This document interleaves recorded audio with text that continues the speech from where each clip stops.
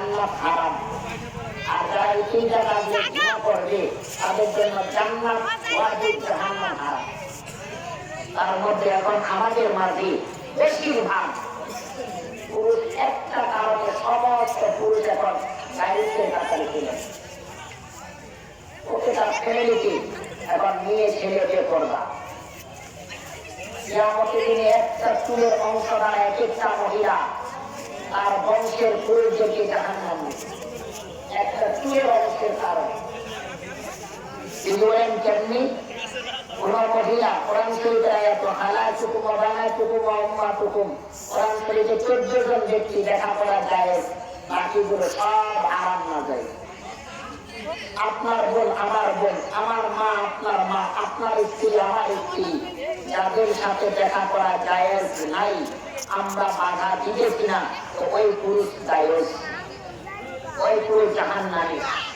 দেখা পাইতেছে আমার স্ত্রী বেপরদা করতেছে, আমি নিষেধ করতেছি না, ওই পুরুষ ওই স্ত্রীর জন্য জাহান্নাম, ওই মেয়ের জন্য ওই বাবার জাহান্নাম, ওই মেয়ের জন্য তার ভাই জাহান্নাম, ওই মেয়ের জন্য তার দাদা জাহান্নাম, ওই মেয়ের জন্য তার গার্জিয়ান জাহান্নাম, ওই মেয়ের জন্য তার বাবা জাহান্নাম, ওই স্ত্রীর জন্য তার স্বামী জাহান্নাম, ওই স্ত্রীর জন্য তার সন্তান জাহান্নাম। এরকম করে প্রত্যেকটা জায়গায় মহল্লায় এখন বেশিরভাগ বেপরদা। আমরা কি নিয়ে কি করবেন জবাব দিব? এই যে একটা কোরআনের মাঠ, কি জবাব দিবেন? এলাকার ভিতরে তিনি পরিবেশ করছেন, কিন্তু পরিবেশের নামে তো গুনার পরিবেশ বেশি।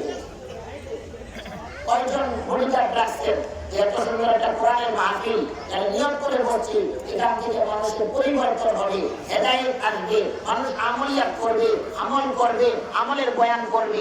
আমরা কয়জন স্বেচ্ছাসেবক দিচ্ছি যে আপনারা এখান থেকে গার্ড দিবেন, মহিলার প্যান্ডেল হবে একদিকে, পর্দার সাথে যাবে, পর্দার সাথে বাইরে হবে, আর আমরা যুবক ছেলেরা এগুলো পাহারাদার করবো, বাজারে ঘাটে দোকানে আড্ডা দিতে দিব না।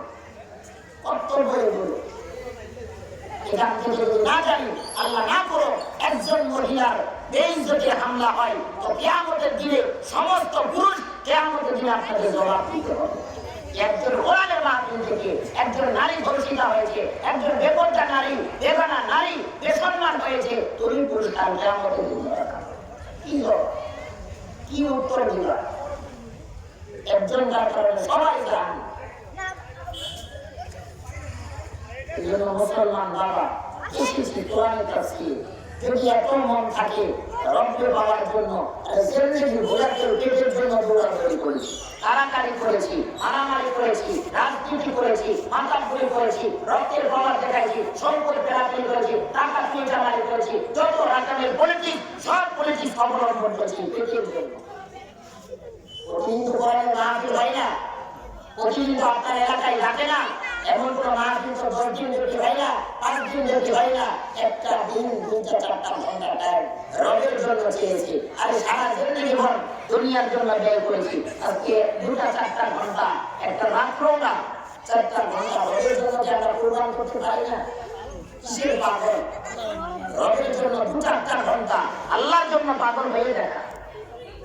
আল্লাহ তাআলা বলছে 1 ঘন্টা একটা বসা যদি তোমার হয়, আমার রবের জন্য কোরবান করা হয়, তোমার কসম তোমার 80 বছরের গুনাহ এক পাল্লাই, আর আজকে বসাটা এক পাল্লাই, তারপর আপনার 80 বছরের গুনাহ মাফ কইরা একটা কথার বদলে আমি আল্লাহ তোমাকে নাজাত দেব। সুবহানাল্লাহ। খালিস নিয়তে 1 ঘন্টা আল্লাহর নিয়তে বসেন। এই যে মানুষ কত পাগল, এক হাতি কিতাবুল হায়াতুল হাইওয়ানের মধ্যে ঘটনাটা আছে। কিতাবুল হায়াতুল হাইওয়ান 5 খন্ড একটা কিতাব বাংলা। এই কিতাবের প্রাণীর জগতের যত প্রাণ, মশা, মাছি, চিবিলিকা, যত প্রাণী আছে সব প্রাণীর এই কিতাবের ভিতরে ঘটনা আছে। কিতাবুল হায়াতুল হাইওয়ান। যদি বিশ্বাস করেন কিতাবের নামটা বলে দিলাম, কিনা খরিদ করে পড়ে দেখেন। এই জায়গায় এক সময় সমস্ত জীবদেরকে নিয়ে আল্লাহ পাক রব্বুল আলামিন পরীক্ষা নিতেছে যে তোমরা কাকে বেশি অবিশ্বাস বা ডাক্তার মনে করো।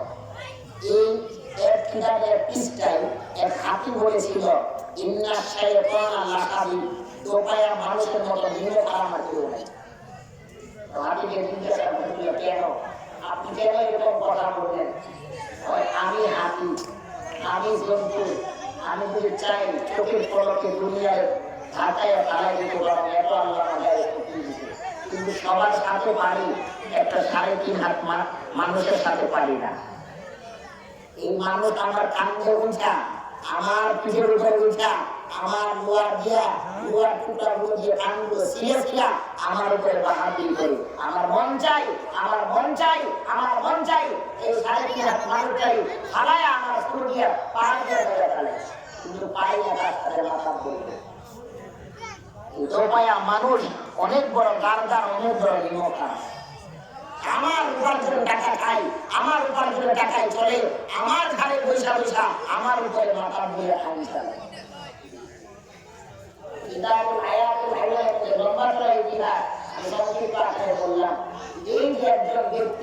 আমি একটা জন্তু হইয়া মানুষ মানে শয়তান, বড় শয়তান।